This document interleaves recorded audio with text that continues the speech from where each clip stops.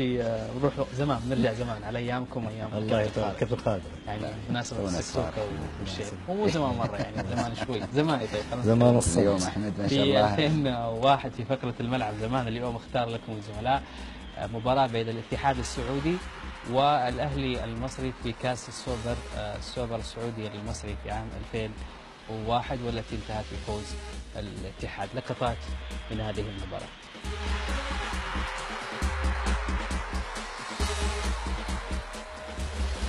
المصري لكرة القدم ولكل الأجهزة الحقيقة اللي وفرت كل الأشياء لأن يظهر هذا اللقاء، لقاء السوبر الكبير بالمظهر اللائق الكبير. ابتدت المباراة، كرة ناحية اليسار، ناحية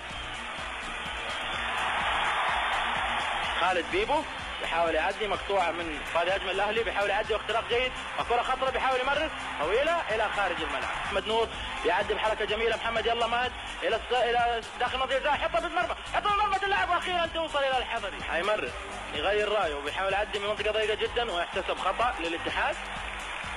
واحد من أميز لاعبي خط الوسط، وهذه كرة خطرة وجاهز في المرمى، يدي بالمرمى، يدي بالمرمى، جول سيرجيو، سيرجيو جول سيرجيو، يحطها سيرجيو وهي دي في المرمى، واتلعبت. شوف سيرجيو من اليمين بالكعب، وسيرجيو على طول يضيء المرمى الاهلاوي بهدف جميل. سيرجيو يحط الهدف الاول بلعبه ذكيه ما له ذنب فيها، ويلعب بشكل جيد افضل اللعب، تسديده وخطيره باتجاه المرمى، ويسجل الهدف الاول والتعادل، يسجل التعادل في المرمى علاء ابراهيم بغفله من المدافعين. ولكن هنا كانت مفروض مسؤوليه خط الدفاع، ثلاثه لاعبين، وايضا كانت قريبه على مبروك زايد. عموما 1-1. اليامي حط الثاني، توجه المرمى،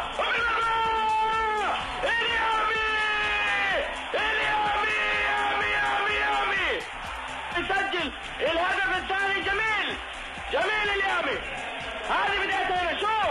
شوف راح اليامي وحطها على يمينه في المرمى، وفي غفله هنا شوف الخطا الدفاعي، وشوف السرعه كانت، واليامي بذكاء جميل ويسجل الهدف الثاني. 2-1 لسيرجيو، ينقلها سيرجيو، بيحاول يعدي، حط الثالث، بيحاول يعدي سيرجيو بجانب المرمى، ومن ناحيه الحضري.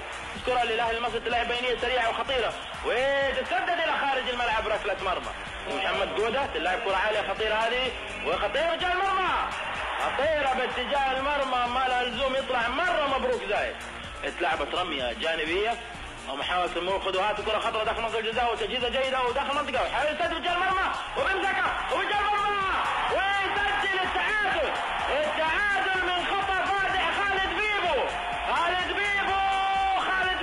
يسجل التعادل في الدقيقه 30. وفعلا شوف لعبها بذكاء وفلتت هنا، حاول يحصلها ولكن في المرمى. 2-2 اللعب سريع داخل منطقة الجزاء، وباتجاه المرمى، وفي ركلة جزاء الغندور. هي دي يا جلسي مو معقول، اطلق في هذه اللحظة صافرة معلنة لنهاية الشوط الثاني. اللاعب عرضية وتعدي الى خارج الملعب، ركلة مرمى، تسدد كرة عرضية خطيرة الى خارج الملعب، محاولة كرة حلوة خطيرة كانت تتشال على طول من خريش، كرة خطرة علاء بيحاول يعدي وداخل منطقة الجزاء، وبيحاول اخيرا معاه. حلوة الخليوي بخبرة، شوف ما باليد حيلة. الاتحاد بيلعب على هجمة مرتدة بعد ما ضاع جلسي، ركلة جزاء حاسمة مهمة، لعبت طويلة أمامية لحسن اليامي، يحاول يعدل حسن اليامي داخل منطقة الجزاء، وماشي حسن يحط الثاني، وتلعب وهي دي تلعب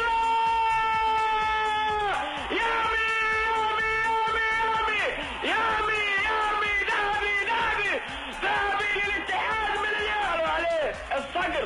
اليامي في لحظة وفي لمح البصر خطفه في المرمى، و3-2 بهدف ذهبي يكسب الاتحاد كأس السوبر، كأس مولاي خادم الحرمين الشريفين الملك فهد بن عبد العزيز حفظه الله ورعاه، ليضيف إلى سجله ثلاثية كبيرة يتلألأ بها النادي الكبير نادي العميد الاتحاد. ألف ألف مبروك.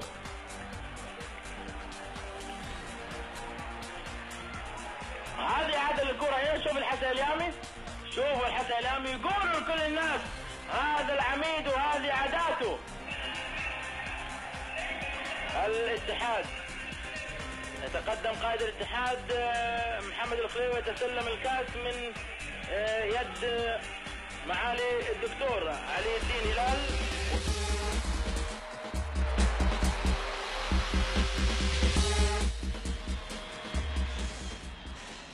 هذه فقرة من الزمن الجميل للكرة السعودية، نتمنى إن شاء الله أن يعود. وقتي انتهى. شكرا لضيفي الكريم الكابتن خالد الزين، يعطيك العافية كابتن. يعطيك العافية سعد، أنا شاكر أبو تركي حقيقة يعني، وإن شاء الله تكون الحلقة جميلة بالتأكيد. شكرا للكابتن أيضا. كابتن لاعب سابق نعم. بس كان يعني أرشق من كذا أكيد. ما في شك. نعم شكرا لك. شكرا لك أستاذ عادل، وشكرا للكابتن خالد، شكرا لفريق العمل. حقيقة سعيد بوجودي معكم، وأتمنى واحد يلمح. شرفنا. الله يسعدك. شكرا لكم مشاهدينا الكرام. فريق الإعداد بقيادة عايض القحطاني، ومخرجنا اليوم علي المالكي. نلقاكم إن شاء الله في حلقة جديدة غدا. إلى اللقاء.